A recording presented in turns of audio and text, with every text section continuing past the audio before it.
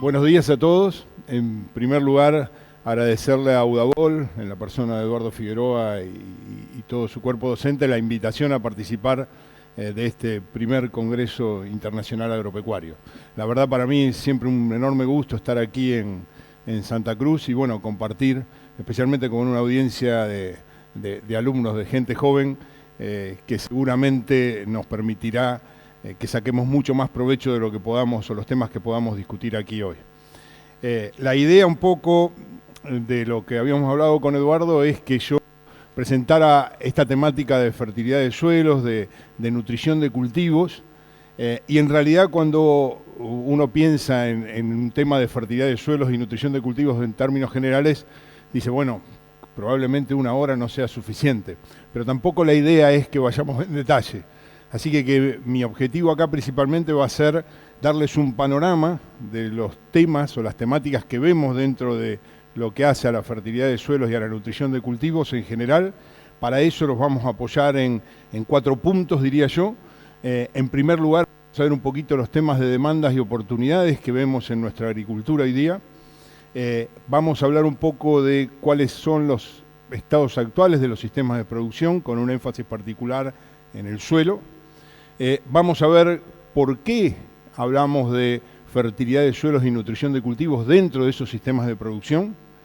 Y finalmente vamos a tratar de hacer una breve reseña de los principales aspectos que hacen al manejo responsable de los nutrientes, haciendo mención a algunas experiencias que hemos vivido acá en Santa Cruz o en el departamento de Santa Cruz a lo largo de los años. Como para darles idea, este es el año número 20 o algo así, que vengo todos los años o al menos una vez por año acá a Santa Cruz, así que siempre tengo el gusto de interactuar con CIAD, con Fundacruz, con CREA, con ANAPO. Lo mejor que me ha dejado todos estos 20 años de visita acá a Santa Cruz es que tengo un montón de amigos y disfruto siempre de la hospitalidad cruceña como me enseñaron desde el primer día. Así que es un gusto para mí estar aquí y agradecerles esa hospitalidad y esa posibilidad de haber juntado tantos amigos a lo largo de los años. Bueno, vamos entonces un poco a los temas que queríamos charlar. Cuando hablamos de cuál es la situación o cuál es la visión en el escenario de la agricultura, vemos que a nivel mundial hay una demanda muy fuerte de toda la sociedad en cuanto a producir alimentos, biocombustibles, fibras y muchos otros productos que podemos generar a partir de la actividad agropecuaria. Esa mayor demanda es el crecimiento de la población, ustedes deben haber escuchado muchas veces, esperamos que haya para el 2050 9.000 millones de habitantes o 12.000 millones de habitantes, mayor demanda de alimentos, de biocombustibles y de fibras.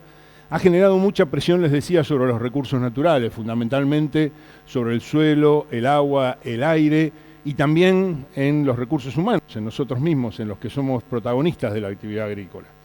Pero muy importante los impactos o los efectos que se han generado sobre esos 3 principales recursos que usamos en la actividad agrícola, suelo, agua y aire. Ahora, eso ha generado desafíos.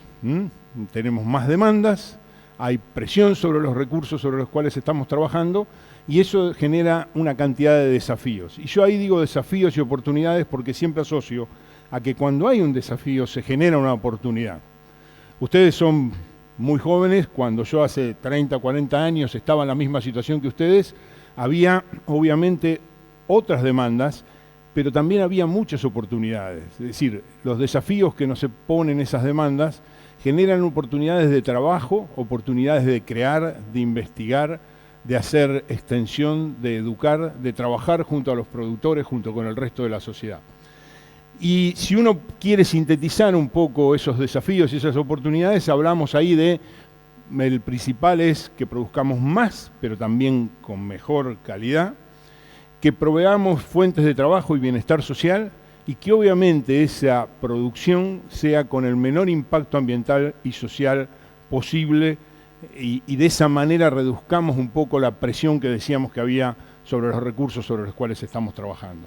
En síntesis, si por ahí lo quieren poner en una frase, esto es producir cantidad y calidad en ambientes y sociedades sanas. Y en ese sanas yo lo que trato de agrupar es toda esa condición de que no degrademos, no contaminemos y no afectemos a los recursos humanos o naturales con los cuales estamos trabajando. Si uno mira, ay, perdón, esto siempre pasa, ¿no? Que se deforma como yo lo preparé a cuando pasó acá la computadora. Pero bueno, igual esto va a quedar disponible, así que lo van a tener ustedes a través de Eduardo y de todo el equipo acá de Udabol. Pero que ha ido respondiendo la producción a nivel mundial y en particular a Bolivia. Si uno revisa los datos de FAO, puede ver por ahí lo que está ahí abajo en esa diapositiva, que en los últimos 50, 60 años la producción primaria de cultivos, de alimentos, de fibras, incluso si quieren ustedes de biocombustibles, ha aumentado a nivel mundial en un 328%, pero en el caso de Bolivia ha aumentado mucho más, casi 5 veces. Es decir, que estamos un poco llevando o cubriendo esa demanda de producir más. Acá no hablamos mucho más de calidad, pero en términos de cantidad parecería que estamos respondiendo un poco a esas demandas, ¿no es cierto? Ahora, el problema ¿cuál ha sido? Que a nivel mundial, y creo que también aquí en Bolivia, hemos impactado esos recursos que yo les decía, suelo, aire y agua, con algunas externalidades que son negativas, es decir, con impactos negativos sobre el medio ambiente, si quieren ustedes en general, o en términos de esos recursos, ¿no? Y uno dice, bueno, ¿cuáles son todos esos impactos o esas externalidades negativas? Bueno, tenemos influencia obviamente en cambio climático, no somos los únicos, pero la agricultura tiene un impacto importante sobre el cambio climático, especialmente en los países con menor industrialización, como son los nuestros en el Cono Sur. Temas de contaminación de suelos, de aire, de aguas, temas de erosión de suelos, temas de desertificación, que es un problema bastante serio en muchos países del Cono Sur del continente, temas que hacen al uso de agua, agotamiento de nutrientes, algo que vamos a ver un poquito más en detalle, cambios en la biodiversidad y otros, ¿no es cierto? Es decir, hay muchos impactos o externalidades sobre las cuales hemos tenido responsabilidad como productores o dentro de la agricultura. Hay un muy lindo trabajo que ya tiene unos años, fíjense que la cita es del 2009, que es un trabajo que hicieron un grupo grande de científicos a nivel mundial para ver cuáles eran las fronteras planetarias. Ellos definieron las fronteras planetarias como decir los indicadores que nos decían hasta qué punto estamos como humanidad afectando el planeta. Es decir, cuáles son las variables que hemos ido afectando a través de la evolución de la humanidad en el planeta. Y ellos definieron una cantidad de indicadores, que son los que ustedes ven ahí alrededor de 10, 11 indicadores. Definieron un espacio de operación segura, que es lo que ven en el centro del diagrama en color verde, es decir, todo lo que está dentro de esas variables, dentro del espacio verde, sería un espacio de operación segura, es decir, estaríamos resguardando o cuidando esas fronteras planetarias, pero hay algunas que ustedes van a ver que se exceden y van a parar a niveles rojos, indicando que ya superamos esa barrera de confianza, esa frontera de seguridad o ese espacio de operación segura. Si ustedes miran, para el 2009 había 3 en particular que ya se habían sido superadas. Una es el cambio climático, la pérdida de biodiversidad y el ciclo de nitrógeno, la frontera, como dice ahí, de flujo biogeoquímico de nitrógeno. Hay una cuarta que estaba muy cerca en el 2009, que es el ciclo de fósforo. Si ustedes se fijan, el rojo estaba bastante cerca ahí de llegar a la situación de verde. A la fecha ya lo cruzó. Es decir que a la fecha ya tenemos 4 de esos indicadores que han superado el espacio de operación segura. Ahora, si uno mira en términos generales dónde está involucrada la agricultura en esos indicadores, en casi todos, ¿sí? Es decir que como sociedad agrícola, si ustedes quieren, agropecuaria, tenemos que estar mirando que podemos tener un rol muy significativo en lo que hace no solamente al ambiente en el lugar donde trabajamos, sino también a nivel planetario, ¿no es cierto? Si nos ponemos o centramos sobre uno de esos 3 recursos que yo les decía, suelo, aire y agua, y nos ponemos a pensar un poco qué hemos hecho, el suelo es en particular para muchos de nosotros fundamental, ¿no es cierto? Digamos, creo que todos entendemos que el suelo es el sostén de la vida, el sostén de los cultivos, el sostén de la producción agrícola, el sostén de la producción ganadera, y en muchos aspectos, como lo define este diagrama de FAO, está involucrado en funciones mucho más allá de la producción agrícola en particular. Uno siempre remarca, como está ahí arriba a la izquierda en el cuadrado rojo, el suministro de alimentos, de fibras y combustibles, pero el suelo tiene numerosísimas funciones, ¿no es cierto? Ahora, bueno, ¿qué hemos hecho con nuestros suelos o cuál es el estado de salud y conservación de los suelos a nivel de lo que podríamos decir, y permítame que lo amplíe más allá de la condición de Santa Cruz y de Bolivia a nivel del cono sur, ¿no es cierto? Bueno, seguimos viendo problemas serios de erosión hídrica y eólica, agotamiento de la materia orgánica, pérdida de nutrientes, compactación de suelos, salinización, un problema bastante grave aquí en toda la región este de Bolivia, pérdida de biodiversidad, contaminación en muchos casos, y todo eso ha sido resultado principalmente de acciones o prácticas como han sido el monocultivo, principalmente de soya, y esto de vuelta abarca a todo el cono sur, excepto Chile, obviamente, escasa biodiversidad de cultivos, ¿no es cierto?, una marcada expansión a ecosistemas muy frágiles, el agotamiento de la materia orgánica de nutrientes de la mano del bajo uso de nutrientes, algo con lo cual vamos a cerrar un poco la presentación hoy, y en muchos aspectos resultado de cambios, la tenencia, no solamente en el uso, sino también en la tenencia de la tierra. Bueno, algunas fotos como para ilustrar esto, ahí ven alguna que hace acá al este de Santa Cruz, como es esa expansión a los ecosistemas frágiles, abajo a la izquierda, problemas, por ejemplo, de erosión en cultivo de laderas, arriba a la izquierda en el Ecuador, erosión eólica, esto por ahí nos queda a veces un poco más lejos, pero es erosión eólica que implica desertificación, esto es en el sur de la región pampeana de Argentina, arriba a la derecha, otro ecosistema frágil en la zona de Tarija aquí en Bolivia, ¿no es cierto? Erosión hay un millón de ejemplos, el primero de arriba ahí a la izquierda es de la zona más rica o más agrícola de Uruguay, aún bajo sistema de siembra directa, pero con baja cobertura. Los mejores suelos de Uruguay es el departamento de Soriano. Después aparece alguna ahí del este de Paraguay, de la región central de Argentina. Nuevamente abajo a la derecha los problemas de erosión eólica también. Y alguna foto que me prestó en su oportunidad Mariselva acerca de los problemas de erosión acá en la zona de Chaco, en Bolivia. Es decir, este es un problema muy serio, ¿no es cierto?, de erosión. Y otro que yo les quiero remarcar, que hace también a lo que pueden ver ustedes aquí en Santa Cruz, es el tema de compactación y encostrado. Estábamos charlando antes de empezar, los problemas que tienen muchos suelos de aquí, de la región, en cuanto a los altos contenidos de limo, que los hacen proclives a compactarse y encostrarse más fácilmente. Eso también lo vemos nosotros arriba a la izquierda en la región pampeana argentina, eso es en el centro de la región pampeana, en la provincia de Santa Fe. Obviamente se repite aquí esto, abajo a la derecha es en el sur de Santa Fe, sudeste de Córdoba, y también lo ven, como les decía a ustedes, en las dos figuras de arriba a la derecha o abajo a la izquierda, aquí en la zona del este, fundamentalmente del este de Santa Cruz, aunque también se ve en la zona norte.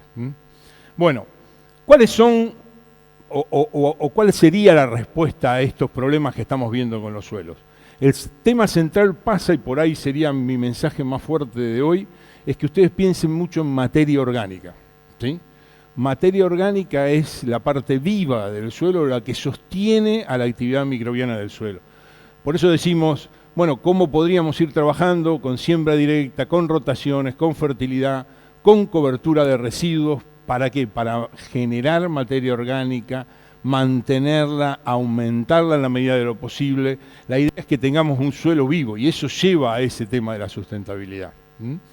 Y ahí hay, en el fondo ustedes ven una foto de una cantidad de parcelas en Zetapar, esto es en el este de Paraguay, una cantidad de ensayos que llevó en su momento un gran amigo que es Martín Cubilla, y Martín trabajaba con muchísima cantidad de distintos abonos verdes y coberturas para mantener siempre verde ese suelo. ¿Qué queremos decir con mantenerlo siempre verde? Mantener siempre una cobertura, alimentar de materia orgánica ese suelo, que en realidad es alimentar a los microorganismos, a la actividad biológica que tienen los suelos en particular. Y una muy buena síntesis de esta que generó un profesor de la Universidad de Kansas hace unos años, que él dio en llamar lo que dice de arriba, ven, dice la Santísima Trinidad. Todos sabemos lo que es la Santísima Trinidad.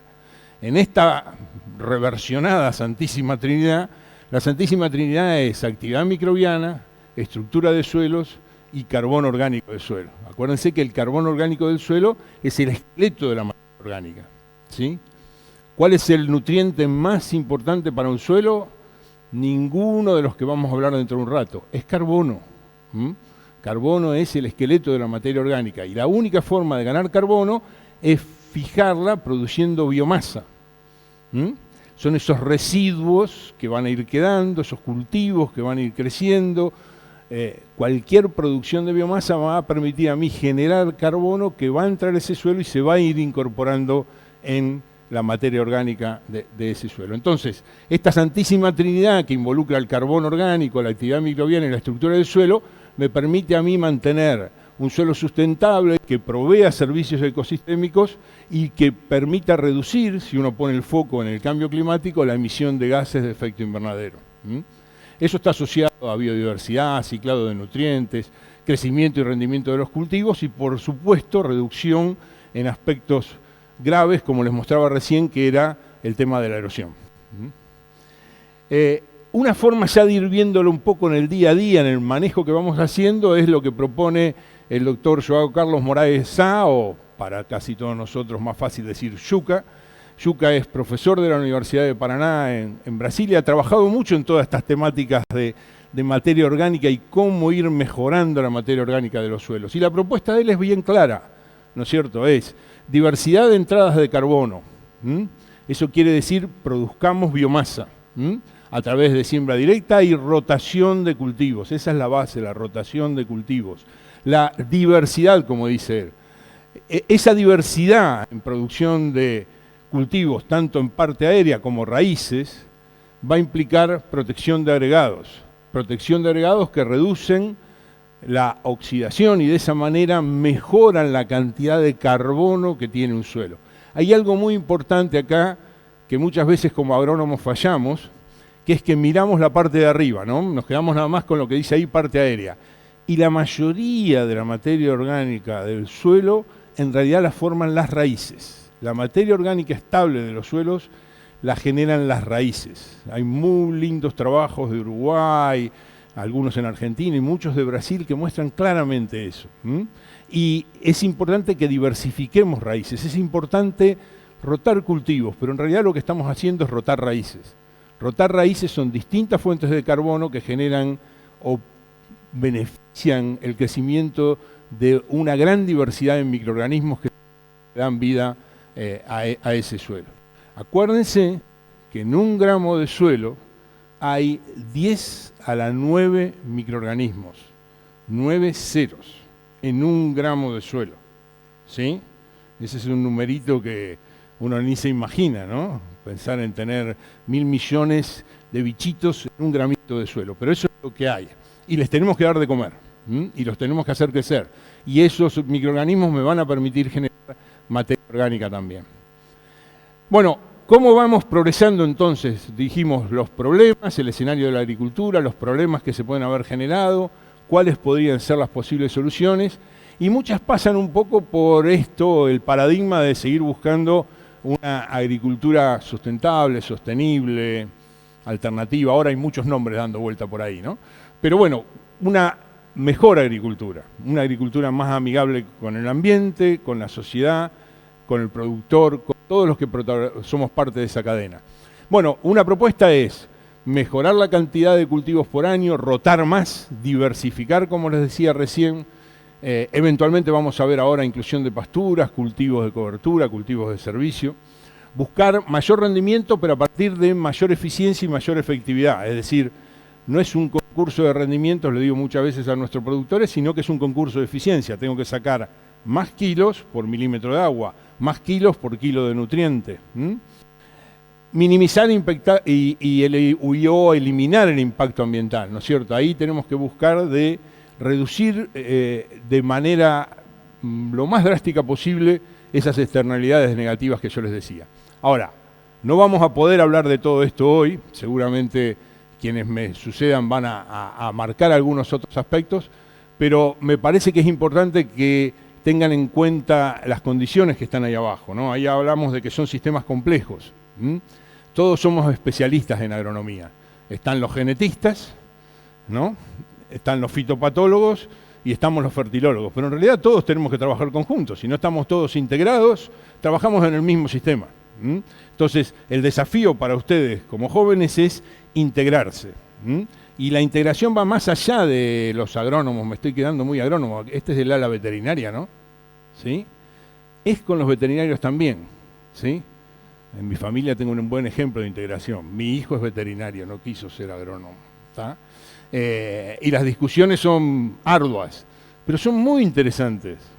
Son muy interesantes. Y después de discutir un poco, ustedes saben cómo complicada es la relación padre-hijo, pero cuando quebramos esa barrera y vamos a la discusión agrónomo-veterinario, se hace muy interesante porque tenemos un montón de complementariedades y un montón de posibilidades de integrarnos. ¿Qué hace él con los efluentes del tambo? ¿Qué hace él cuando concentra animales? Y le digo, uy, tenés una mina de nutrientes ahí. Nutrientes mucho más económicos, que sería lo primero, pero también mucho más adaptados a que yo los pueda usar en mis cultivos. Nos podemos integrar realmente de una manera fabulosa. Así que la próxima vez espero que estén cruzados, ¿sí? Porque allá me dijeron que hay agrónomos y acá hay veterinarios. Pero tenemos que integrarnos mucho más. Les digo, ahí también hay un escenario móvil. Eso es totalmente robado a un profesor mío de hace muchos años en la universidad. Él nos explicaba siempre una realidad que en ese momento no veíamos. El escenario cambia. ¿Qué es el escenario? Yo les dije, ¿cuál era la situación de la agricultura? Cambia continuamente. La demanda de la sociedad cambia continuamente. Hace algunos años había dejado de ser seguridad alimentaria. El 2008 explotó otra vez la seguridad alimentaria, entonces FAO salió a pedirnos seguridad alimentaria por todos lados. Después cambió otra vez, ahora era la contaminación.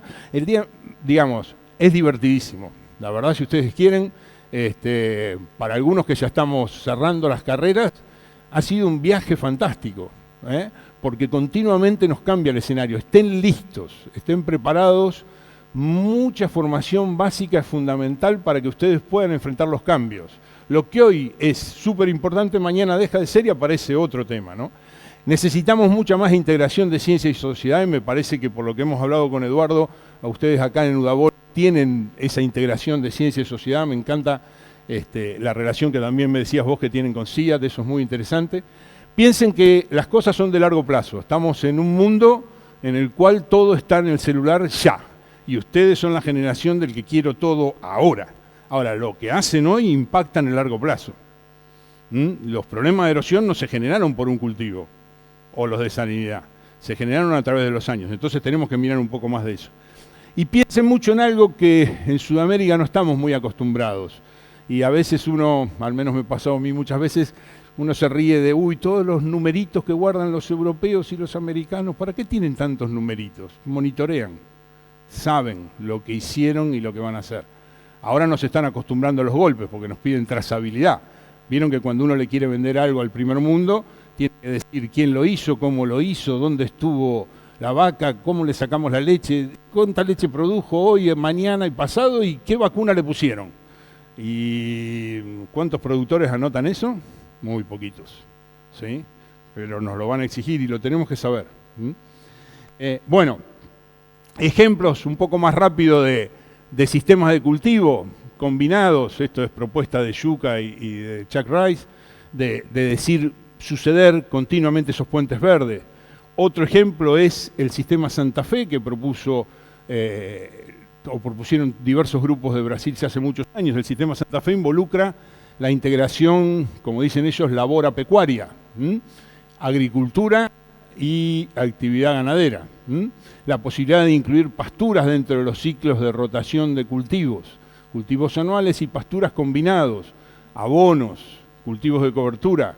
Cultivos de cobertura aquí en particular, en Santa Cruz, aprendí muchísimo y les agradezco a todos ustedes y me enseñaron una cantidad de especies que son aptas, enormes. Lamentablemente en mi situación en Argentina me falta temperatura y humedad para muchos de estos cultivos. Es pura envidia lo mío, pero úsenlos. Estos son algunos, hay pila de cultivos que ustedes pueden usar. Cultivos que alimentan a quién, recuerdan hace un rato, ¿no? A la materia orgánica, que generan carbono en ese suelo. Esto le tienen que dar de comer, miren esta biomasa de ese sorgo que está ahí, le tiene que dar de comer a esos 10 a la 9 bichitos que había por gramo de suelo, ¿sí? Muy importante. Ahí están los bichitos, ¿eh? Esas son fotos más cercanas o al microscopio de los bichitos que queremos alimentar, los que mueven y hacen que ese suelo esté vivo. Y que en definitiva son los que me van a dar nutrientes para ese suelo. Ejemplos de acá, en particular de la zona, esto es un resumen de un balance estimativo de carbono, de materia orgánica, que hizo el Grupo Santa Cruz de los CREA, de aquí de Bolivia, en conjunto con el doctor Yuca, y hay toda una cantidad, ustedes ven ahí, de distintas opciones de sucesión y rotación de cultivos. Las dos que están en verde al final nos muestran, en la columna de la derecha, cómo podríamos llegar a balances de carbono positivo. Buscar generar más carbono en el suelo, más materia orgánica, protegerla a través de la producción continua de altos niveles de biomasa. Bueno, nos metemos un poquito para cerrar la segunda parte en todo lo que es la producción y la nutrición de los cultivos, si ustedes quieren. Hablamos mucho en realidad en esta parte de la fertilidad de los suelos, que está basada en la materia orgánica. Cuando vamos a hablar de nutrición de cultivos, nos tenemos que insertar dentro de un sistema en el cual lo queremos intensificar productivamente de manera sustentable, buscamos producir más, recuerden, por unidad de recurso y de insumo, es, como dice el segundo punto, más que nada un concurso de eficiencia y de efectividad que un concurso de rendimiento. No es poner insumos para llegar a rendimientos altos, es ser eficiente con cada milímetro de agua, con cada kilo de nutriente. Piensen dos cosas más importantes. Estamos hablando de un sistema. Enfrentamos un cultivo para nutrir, pero lo que hagamos con ese cultivo va a afectar al suelo y a los cultivos que siguen. Y lo que hacemos nosotros en un lote de un ambiente en particular no es solamente que afecta a ese lote o ese ambiente. Seguramente estamos afectando a la cuenca sobre la cual estamos trabajando. Lo que yo hago en mi lote impacta en los lotes que están, si ustedes quieren, aguas abajo. Entonces, con ese marco, hablamos o introducimos el término de nutrición y fertilidad dentro del sistema de producción. Fíjense que lo que quiero acá graficar simplemente es que la nutrición y fertilidad es una parte del engranaje que hace mover el sistema de producción, no resuelve todo, pero es esencial que esté bien manejado para que todas las demás prácticas de manejo se potencien. Después vamos a hablar de genética. Y si no tenemos los nutrientes para la hora de comer, ¿qué importa? Ese trigo, no sé lo que podrá llegar a dar, Mohan, pero no va a funcionar ese sistema trigo como yo quiero. ¿Cómo ha tratado Bolivia en cuanto a nutrientes sus suelos? Y esa es una pregunta que nos hicimos varias veces, creo, ¿no? Digamos, hay un dicho que dice mal de muchos, consuelo de tontos. Y acá Bolivia y Argentina son hermanitos, ¿sí? Totales. Entonces yo tenía un panorama en Argentina que era, le sacamos mucho a los suelos y no le devolvemos nada. Mi consuelo llegó cuando vine acá, porque estábamos exactamente igual. Paraguay, Brasil y Uruguay son otra historia. Chile es otra historia. Argentina y Bolivia somos los dos que estamos en deuda con nuestros suelos. Y si uno hace algunas cuentas rápidas de arriba a la izquierda lo que se aplicó de nutrientes, arriba a la derecha lo que se fueron llevando las cosechas, puede sacar la figura que está abajo a la derecha, ¿no? Esa de balance, que me dice cuánto apliqué de lo que me llevé. Y está todo en términos negativos. Y si ustedes quieren, en una síntesis de los últimos años, y acá en Bolivia más o menos se devolvió el 22% del nitrógeno que se sacó en cosechas, el 23% del fósforo, del pentóxido, y algo así como el 5% del potasio. ¿Tá? Es decir que ustedes devuelven o estaríamos devolviendo acá en Bolivia 1 de cada 5 kilos de nitrógeno que sacamos y 1 de cada 4 de fósforo, si quieren, y 1 de cada 20 de potasio. Los números de ahí abajo a la izquierda le dirían lo que le debemos a los suelos en términos de fertilizante, ¿sí? No es lo que hay que poner, es lo que sacamos, ¿sí? Y de eso tenemos que ser conscientes. No es lo que hay que poner, lo digo por segunda vez. Y lo mismo pasaba para Argentina. Así que estamos en una situación de agotamiento de nutrientes en los suelos. Eso es lo que estamos viviendo los dos países. Y bueno, ¿cómo tenemos que ir? Yo les decía recién, eso no es lo que hay que poner. ¿Por qué? Porque en realidad muchas veces hay balances negativos porque todavía hay nutrientes en los suelos. Entonces no tiene razón de ser aplicar cuando ya hay en el suelo. Es una locura, una tontera, ¿no? ¿Para qué voy a aplicar si hay en el suelo?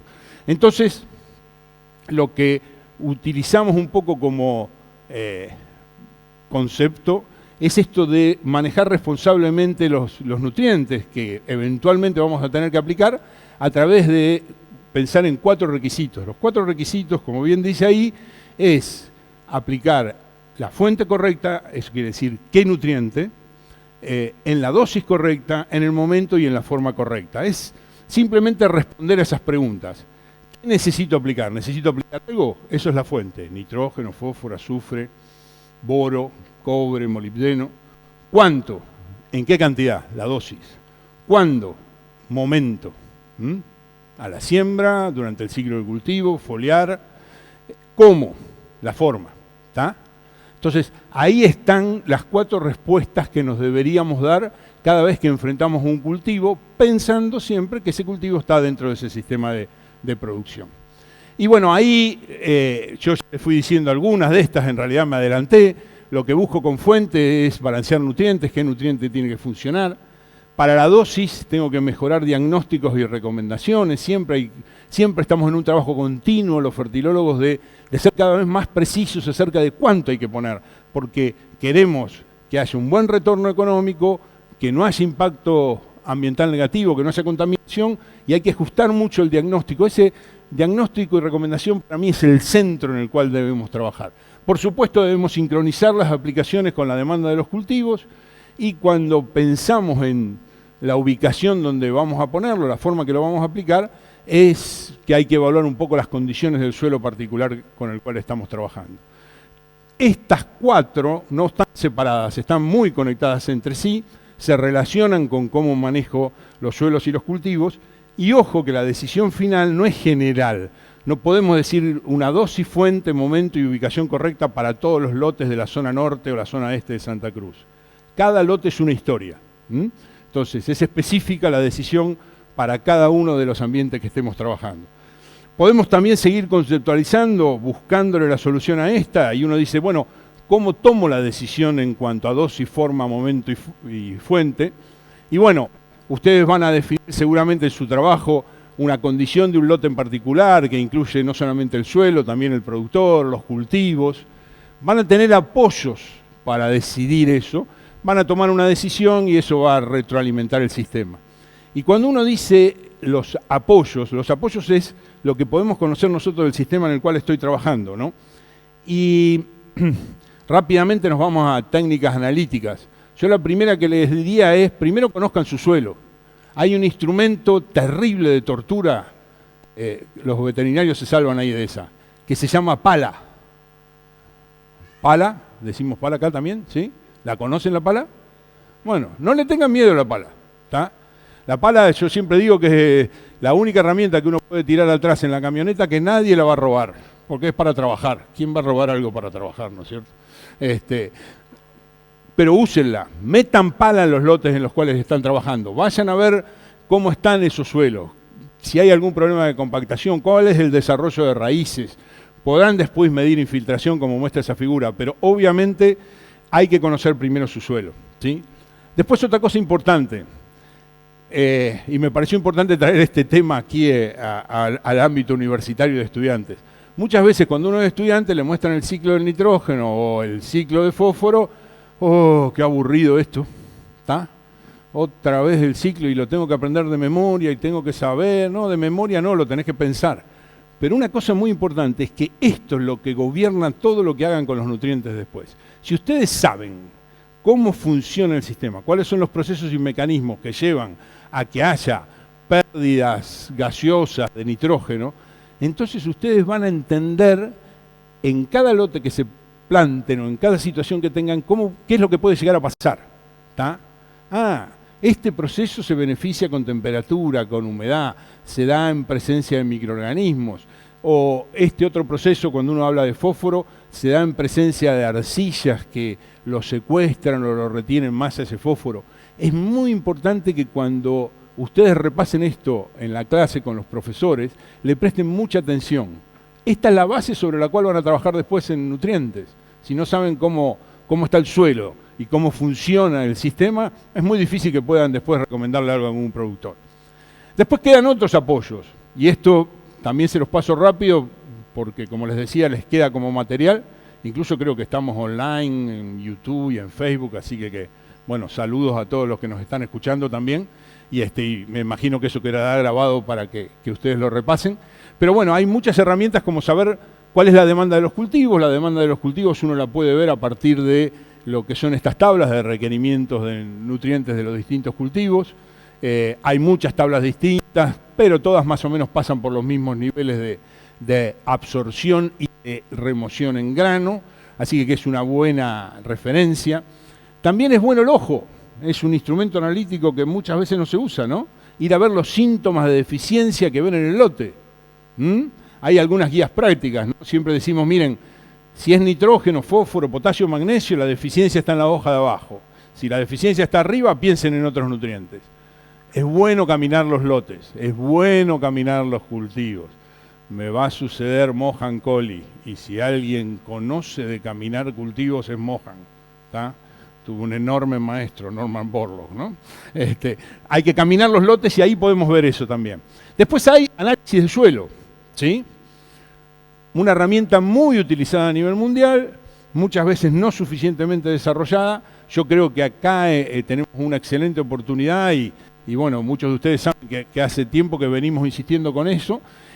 Y yo, juntando un poquito datos de algunas redes de ensayos que hicimos hace algunos años y otras que estamos haciendo ahora con el CREA Santa Cruz Este, es decir, involucrando la zona norte y la zona este, más o menos pudimos poner o acomodar esta que se refiere curva de calibración. Curva de calibración en fertilidad es relacionar el rendimiento de un cultivo con un parámetro indicador, en este caso la disponibilidad de fósforo, el fósforo Olsen, y este resumen rápido nos dice que cuando ustedes tienen en Santa Cruz debajo de 6 partes por millón de fósforo Olsen medido en laboratorio, es altamente probable la respuesta a la aplicación de fósforo. Altamente probable desde el punto de vista productivo y económico. ¿Tá? Esto se da especialmente en los suelos acá de la región, en la zona norte, y algunos ya empiezan por la zona este porque ya nos comimos bastante del fósforo que tenían los suelos, ¿no? Así que ahí hay otro buen apoyo para la toma de decisión. Otro que también queda es el análisis de planta. Hay algunas guías acerca de cómo pueden utilizar el análisis de plantas, el análisis foliar. Hay referencias también de tablas que me dicen cuando uno hace un análisis foliar si el cultivo está bien provisto de determinado nutriente, la columna de la izquierda, en distintos estadios vegetativos de los distintos cultivos que están ahí. Estas tablas también son buenas para hacer un buen diagnóstico acerca de qué fue lo que interpretó el cultivo de lo que pasó en ese suelo. Yo por ahí fertilicé con nitrógeno, puse algo de fósforo, pero me salta que tenga un problema de otro nutriente, de azufre. Entonces la planta es un buen globalizador de lo que se entiende con lo que pasó con la nutrición. Y después quedan un montón de tecnologías. Estamos en una universidad altamente tecnológica como es Udabol, y yo creo que ustedes van a quedar expuestos, y acá es un problema generacional. Yo estoy corriendo la de atrás con tantas cosas nuevas, y ya con el caballo cansado, como dice uno normalmente, pero bueno, desde nuestro querido y viejo medidor de clorofila, que siempre lo decíamos que era una medición nueva, y en realidad tiene 35 años desde que salió al mercado, así que ya de nuevo no le quedó nada, a todas las tecnologías que se vienen, los drones, arriba a la derecha, la ambientación con imágenes satelitales o con otro tipo de sensor remoto, arriba a la izquierda. Es apasionante lo que viene con la Internet de las cosas y el Big Data. ¿Tá? Mi envidia total a ustedes que van a manejar todas esas herramientas, porque poder analizar una pila enorme de datos y tomar decisiones que se sostienen en mucha información es genial. Nosotros no teníamos esa capacidad hace unos cuantos años, la tenemos ahora y hay que aprovecharla. Entonces todas estas cosas nuevas, realmente interesantísimas. Un pequeño chisme, ustedes saben, hace un par de semanas estuvimos en una reunión y el doctor Rodolfo Giovanni de INTA de Manfredi nos contó que el hombre fue a la Luna, ¿no?, en el 1969, con la capacidad de la computadora que era de 1000 veces a 1 millón menor que esto. Es decir, que fueron menos que con un celular a la Luna en el 69. ¿Sí? 1 millón a 1000 veces menos capacidad que mi celular. Y el loco fue a la Luna. Qué coraje, ¿no? Porque yo con un celular me muevo acá en Santa Cruz, pero a la Luna no voy. Bueno, esas tecnologías bárbaras. Y cerramos entonces. ¿Qué es lo que vimos? Yo les decía que hace casi 20 años que vengo aquí, por aquí. ¿Qué es lo que se ve? Porque me acuerdo hace 20 años la pregunta era, Mariselva era muy jovencita, recién salía de la facultad, pero ¿te acordás que en esas reuniones era, che, ¿habrá respuesta a los nutrientes en Santa Cruz? Y la verdad que yo tenía la misma pregunta, yo recién aterrizaba acá, no sabía.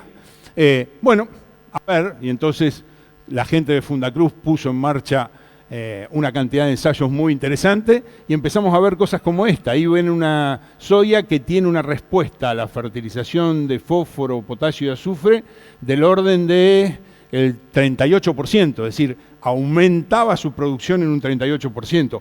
Hay una deficiencia marcada de 2.300, pasamos a 3.200 kilos por hectárea. Esto era en la zona norte, ¿no? Todos estos ensayos ubicados más en la zona norte.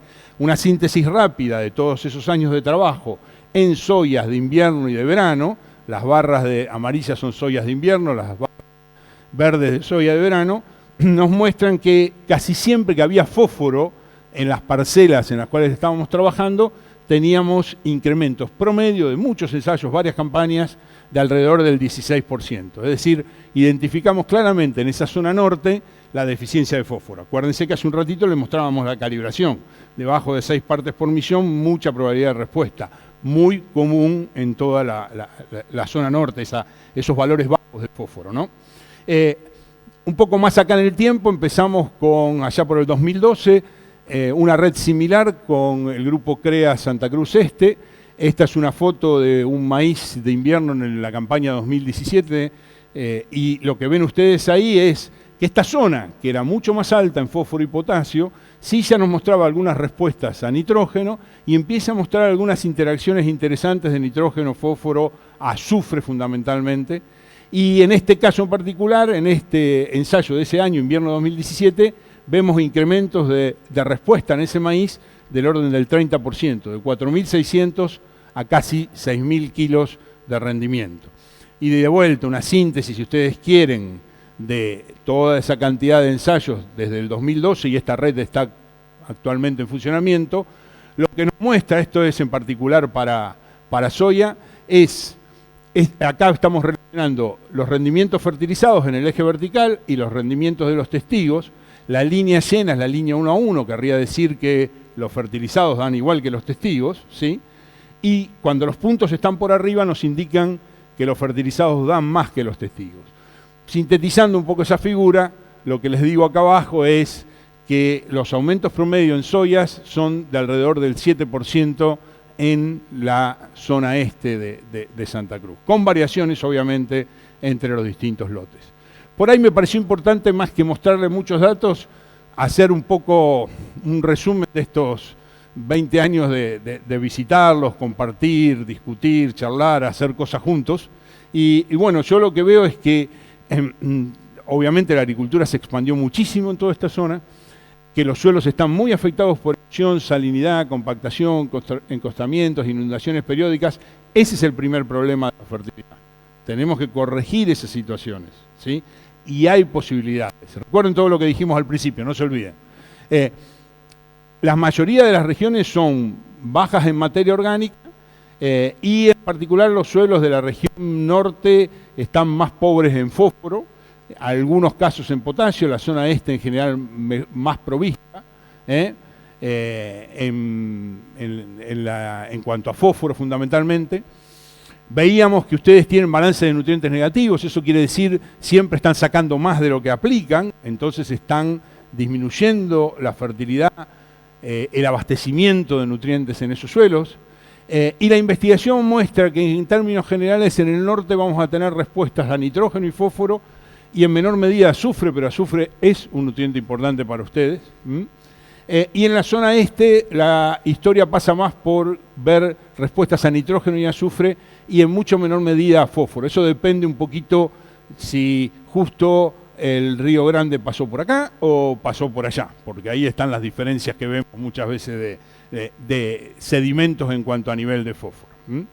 Y yo creo que hay mucho más para hacer, es apasionante. Ojalá me quedarían 20 años más para trabajar con ustedes, creo que no, pero ustedes les quedan 40, 50 años de laburo acá, así que tienen para divertirse un rato largo. Los veterinarios también pueden ayudar a los agrónomos, ¿no? No es para ellos nada más, así que hay mucho para hacer en conjunto.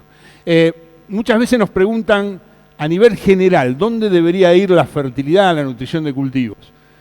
No hay que reponer todos los nutrientes, ustedes tienen balance de nutrientes negativos, pero a veces no lo necesitan, recuerden eso, es análisis de suelo, evaluación de la condición, muchas herramientas que pasamos rapidito. Hay que buscar ser muy eficientes y efectivos. Piensen en analizar, que es monitorear. Piensen mucho en reciclar nutrientes. Ahí hay un excelente puente que divide esta agua. Parece el Mar Rojo esto. Es un excelente puente para que lo pecuario abastezca de nutrientes y reciclemos y entremos dentro de esa economía circular que estamos buscando siempre, ¿no es cierto? Vamos a estar muy atentos a biofertilizantes, a fertilizantes inteligentes, y vamos a tener que tener un especial ojo en producir, pero cuidando los recursos, ¿no es cierto? Abajo de todo, y no por último, sino por un orden nada más, queda algo muy importante, que es generar y transferir el conocimiento y la información necesaria, ¿sí? Muchas veces nos falta la base científica.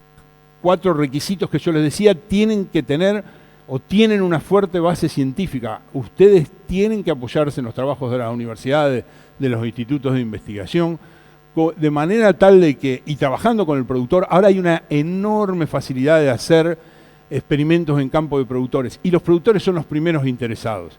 Es divino trabajar con productores. Aprendemos un montón, ¿sí? En realidad aprendemos de ellos algo aprenden de nosotros, de casualidad. Pero aprendemos con ellos, en el sistema de ellos, ¿sí? Y recuerden, volviendo al principio, aquello de desafíos, demandas y oportunidades son globales, hacen a nuestra casa, que es el planeta Tierra, ¿sí? Todos tenemos que trabajar juntos con la sociedad. Hay enemigos comunes que son pobreza, desnutrición, degradación ambiental, un mundo fabuloso, no para discutir y pelearnos. Tenemos una tendencia, especialmente los argentinos, ustedes saben, ¿no? de pelearnos entre nosotros, pero no se contagien esa parte, ¿no? Trabajen en conjunto, trabajen en equipo, hay un enorme potencial ahí. Yo creo que hay toda una agricultura nueva, distinta, más compleja, más multidisciplinaria, como les decía hace un rato también. Hay que mirar bastante, decimos, con faros largos, ¿no? ¿Vieron cuando uno prende la luz del vehículo y dice, bueno, a ver hasta dónde veo? Lo más largo que puedan ver. Piensen que siempre hay que mirar mucho más adelante de donde ustedes están parados. Trabajamos en sistemas, ¿se acuerdan? En paisajes. Tenemos que integrarnos más a la sociedad. En agricultura tenemos una tendencia fabulosa a nivel mundial, ¿eh? Nos juntamos entre nosotros y nos ponemos de acuerdo entre nosotros. Hoy salimos todos de acuerdo acá de todo lo que charlemos. Ahora, hablamos con el resto de la sociedad, qué necesita, cómo nos ve. A veces es duro, pero lo necesitamos hacer. Tenemos que hablar mucho más con la sociedad. Le dimos mucho, le pedimos mucho, tenemos posibilidad de darle más, nos van a pedir más. Bueno, estamos en un ambiente universitario. Extensión, educación, profesionales formados y capacitados son esenciales. Lo de multidisciplinario que les decía, la monitoreación, el monitoreo, perdón, e integrarnos mucho a la sociedad, ¿no? Hay productores, les decía recién, los trabajadores del campo, los profesionales, los científicos, los vecinos, con los vecinos quiero decir el resto de la sociedad, las instituciones, por supuesto también con las empresas del agro y con el Estado, que es quien nos debe estar regulando continuamente.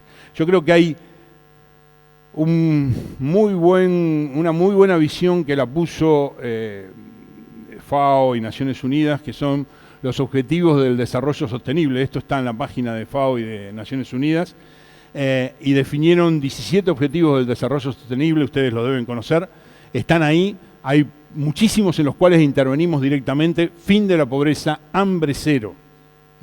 Los dos primeros. Si no estamos nosotros, los que estamos en la agricultura, ¿quién va a estar? Salud y bienestar. El 12, producción y consumo responsables. Hay un montón, vida, el 15, vida de ecosistemas terrestres. Hay un montón en el cual estamos directamente involucrados. En realidad estamos involucrados en todos porque somos parte de la humanidad, pero hay un montón en el cual estamos directamente integrados. Entonces, síntesis final es: mucho para hacer, mucho potencial, piensen mucho en futuro, utilicen todas las tecnologías que hay, y creo que desde el punto de vista, al menos de mi parte, de fertilidad y nutrición de cultivos, tenemos mucho que darle para la agricultura a nivel mundial y mucho para darle a la agricultura del departamento de Santa Cruz y de toda Bolivia. Con eso les agradezco la atención. Ahí están mis datos de contacto, que también los tiene Eduardo, y por supuesto pueden compartir la presentación. Muchísimas gracias.